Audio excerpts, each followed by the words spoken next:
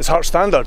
I'm Craig Cairns, that's Joel Sked, and we have just watched Hearts win their first domestic game of the season. What were your initial thoughts on that, Joel? Thank goodness we get to do this one of these.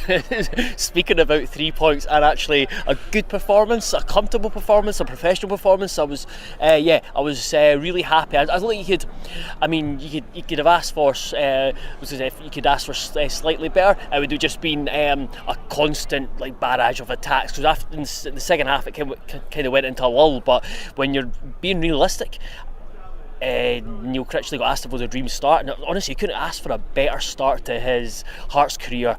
The most comfortable win of the season, scoring in the first half, taking a lead in the first half, all these things. Starved of all these little things in football. Starved of all these little things, and they all finally came to be today. And obviously we'll get into talking about the particular nuts and bolts of the performance, but overall I just thought it was a very comfortable, very professional performance, and it just sets us up for what could be a really exciting couple of weeks. Definitely, yeah. And we're you've probably noticed we're usually recording on the other side, but it's busier. It's busier here. There's a buzz about here. It's it's sort of dying down now, but yes, this place was dead by this time the last few weeks when we've been doing these ones. Let's go back to the start of the game. It was quite an interesting team selection. I mean, I think we both predicted a 4-3-3. I think we pretty much got the personnel right, but it was a slightly different shape. Explain how they kind of lined up. Yeah, so I think even people seeing the formation when it got announced had it as well. When I put it out, it was 4-4-2, just because I asked people at the club. Someone was like, no, is it not 4-2-3-1 or 4-3-3? But no, it was 4-4-2, because Yandanda and Blair Spittle played as wide men, but they weren't really. They were varying their position. They weren't staying out wide, but they were coming in. But they weren't narrowing the pitch. So it was a nice balance there. And then you had Kenneth Vargas and Lawrence Shankland up front, and I suppose it'd be interesting to get ahead of myself, but the fact he took Shankland off first and then kept Vargas on, and then he brought James Wilson on, and instead of Liam Boyce, and he brought him on Kenneth Vargas, and he talked about Wilson after. He said he's got pace, he can stretch the game like Kenneth Vargas, so it's clear that he's going to want to have someone with pace in that final third, especially maybe through the centre, so that might give us an idea of what it'll look like going forward. You had Benny and Malachi Boateng sitting, and then James Penrice and Daniel Oyegoke were encouraged to get forward, so it was a really positive setup, and I think he wanted to make not a statement, but he wanted to show that they were they were there to attack and to try and score goals. Yeah, because I mean, you could be forgiven for thinking, why do you need Benny Beringame and Malachi Boateng in a home game? Hello. in a home game versus St Mirren, you could argue that's overkill. But if you set up like that with two number 10s effectively in front of them, and your two wing backs providing the width, then it becomes an aggressively attacking formation. And not only that, and whether it's the way we set up or just the way the game panned out, I'm not entirely sure. But one of the things I was impressed with, yes, we knocked the ball about quite well in the first half, but I was impressed with the amount of times that when we won the ball, even in defence, and we found a teammate, there always seemed to be players available. Hearts players were always in space and brave on the ball, and we saw a lot of that, which I think's kind of been missing a bit earlier in the season. Yeah, absolutely. I think you're spot on. I remember you turning to me and saying that, and it's. We'll probably talk about more in detail later on, but it was just the amount of times I've seen Blair Spittle, since we're on a video, I need to step back, but Blair Spittle kind of just doing that with his arms, it just constantly just drifting into pockets of space, which Critchley wanted him to do, and then Boateng and Benny, who I thought were really solid, covered just two hard-working guys who can recycle the ball. They're good on the ball as well, though. That's it. And that's important, because they've got an understanding, they've got intelligence in there that they're going to make themselves available for that possession. Because the amount of times that Kent was, the good thing, we didn't see a lot, or I certainly didn't feel like it. There wasn't a lot of just going round the defence or Kent and Rolls. There was actually trying to get somewhere and get players on the ball further up the pitch. So yeah, that was really encouraging. And Kenneth Vargas gets his first goal of the season, his first goal for Hearts the season. He scored for Costa Rica in the week there. It was a lovely move to set him up. Shankland involved in it, and we were purposefully trying to get down the sides, go one side, go the other side, and that was a really lovely move that opened that. Were you confident he was going to finish it when he was through? More confident than I was at Aberdeen, because I think this is something that he still has to develop, but he's quite an instinctive finisher. If he doesn't have a lot of time to think about it, I think he's a lot better. Whereas like the Aberdeen game, he had so much time to think about it, probably overthought it, but he just had to do it quick off his left foot, so he had to use power. And yeah, absolutely delighted for him, because I think everyone's been disappointed with his productivity this season, just because he nearly got to 10 goals last season. And when I was looking at someone to really kick on, and I think when I was choosing player of the season, who I tipped for player of the season, it was Vargas, because I thought great first season, good foundation platform to build on, and I just thought he was just going to go like that. And obviously with the way the season's gone, individually and collectively, it's not worked. You can never fault him for effort, because he'll give you so much, but he's just not been delivering as we need him to deliver in the final third. Again, we've seen it at Aberdeen, but no, it was really encouraging, really delighted for him, because I've seen on social media, and I can understand fans getting frustrated and kind of some maybe just kind of writing him off or really doubting him, but there's talent there, and I really do feel that with the right environment, and if he can make the necessary tweaks. I know Stephen Naismith talked about he needs to own it in the final third, especially when he gets in the box, that he's in control. Once he can get those parts and be more consistent, we've got a really, really good player on our hands. Yeah, because that pace, because it's difficult. It's difficult to cope with that pace, and if you can add a bit of technique and the constantness to it, because it's not, he won't just make 2 or 3 runs a game. He's constantly on the move, and he's just a pain in the arse. And it was giving us a second option for the passing about we were doing.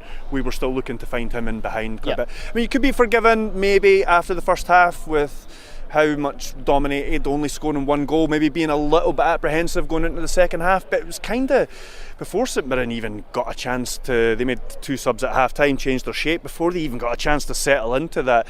Oyegoke scored an absolute beauty. Now, what an absolute beauty of a goal, but from St Mirren's perspective, I mean, he just gets the ball just inside the St Mirren half, and then just waltzes up to the edge of the box and takes a shot. I know we're not here to talk about St Mirren, but it was absolutely shocking defending. Aye, they were absolutely Humpty, and Stephen Robinson, I think he's managers in general. They're quite good at like kind of explaining like why they lost, and maybe it's not because they got it wrong or they're really terrible. He actually just came out today and just said they were absolutely pants. But I remember he said to me, "It's like I'm sure Oyegoke just picked up the ball halfway line." I was like, surely not, because they seem to have it for ages, and he just ran him.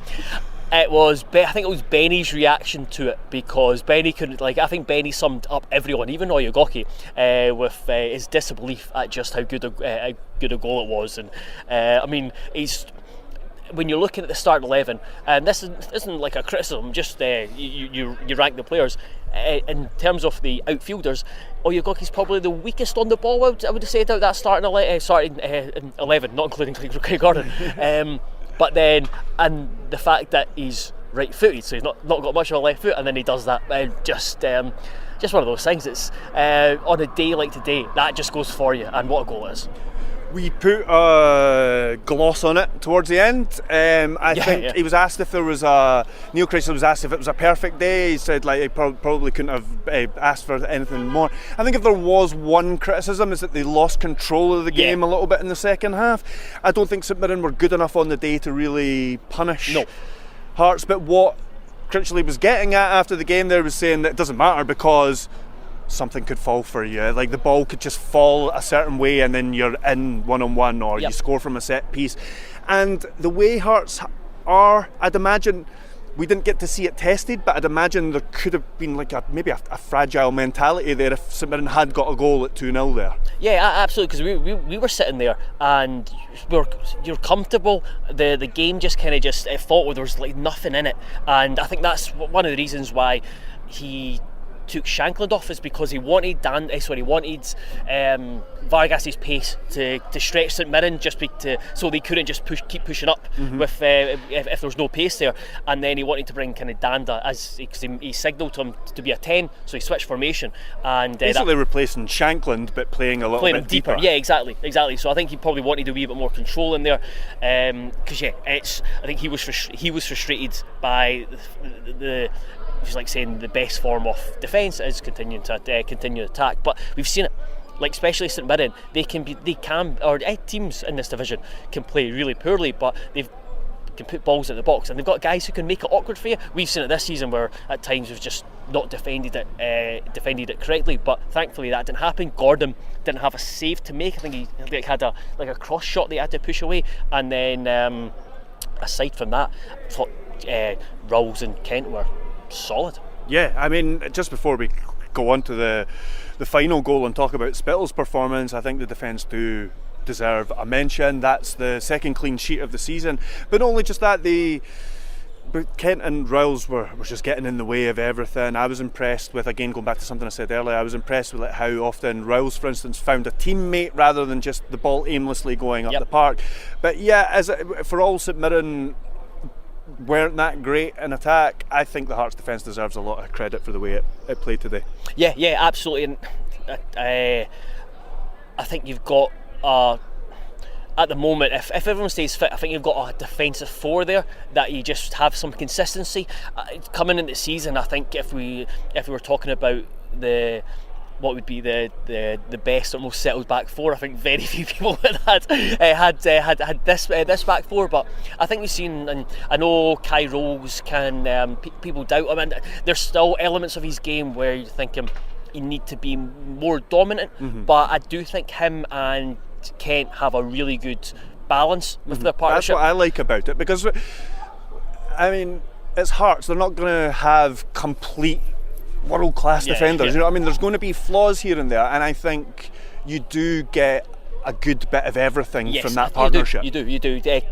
Kent wins everything. Really good positioning, knows where to be, heads it, blocks it, clears it.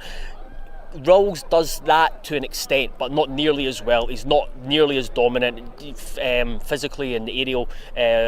He's probably kind of just looking in terms of Premiership centre backs. You'd be down the list, but he is good on one-on-one. He's quick. He's really good on the turn as well. So he's got really on the ball as well. Good on the ball. Yeah, like you said, there was a few really nice passes he played out from the defence today. And Blair Spittle, Neil Critchley said at the end of the game, thankfully it looks like it's just cramp and not a hamstring issue. I think if it had been a hamstring issue, I'd like to think he would have come off the park rather than play it up front for the last 30 seconds or whatever it was. But yeah, Neil Critchley said he epitomised the performance, not just his goal, but the build up to his goal epitomised his performance today. He was pressing in injury time there. He almost forced a goalkeeping error from pressing earlier in the second half, on almost a really embarrassing moment for the goalkeeper. It was his pressing that won a 50-50 for the opening goal, and then just on top of that, it was more of what we've come to expect from Spittle now, spraying the passes about and just getting involved everywhere. And I was just going to say, there was one other pressing moment where it was in the first half, and he went from the left to the right. And Gogic, and then they had to turn back. It forced St Mirren to turn back to go to the goalkeeper, and then it gets a massive round of reception. Hearts fans love that. I think. I don't think just Hearts fans are special with that. I think all fans, especially Scottish football, love players who are just continue to run, put others under pressure, because that's what Neil Critchley wants. He wants Hearts. Well, he says that he wants Hearts to be a team that nobody likes playing against, and it's moments like that with Spittle, or moments like you described as well, which make it that. He looked like he had so much energy, so much legs, which I didn't really see. We didn't see early on in the season, and then the quality on the ball. I think he was always looking for it, always wanting to be involved. Great finish, good finish. Really he's got that in him. So I think we're we're beginning to see the real Blair Spittle, because he was the one, probably the first couple of months, I'm just thinking, I just one of those where he's a talented player, but I don't know if he's going to work at Hearts. I know it's early and me making judgments, but I'm so happy the turnaround. I was the same, but I mean, and we kind of touched on this recently, but a few weeks ago we were looking at the new signings and think, have any of these improved on what we already have? And now you look at Ugoke, the last couple of games, Penrice, Boateng, Danda and Spittle, those first two established themselves as a bit more than the latter two, but that's for new signings now who are played themselves into the first team now. Yeah, absolutely, and it's starting lineup, I should say. Yeah, they starting lineup, and I know Critchley he's talked about he's going to change, and he'll make tweaks and rotations, but I don't think we'll see it on a big scale. And I do think you've got those players that started today with probably 3 or 4 others, which I think that's going to be like the core, and then the others will get getting dripped in and out, because we've seen Salazar and Musa didn't get on the bench. Whether we see much more of them in the Hearts jersey, I probably might have more faith in maybe seeing Salazar more so than Musa, but at least there are we're beginning to see signs of a spine to this Hearts squad. And finally, just to finish off here, it's a big week. After this, Hearts have Omonia Nicosia home in the Conference League.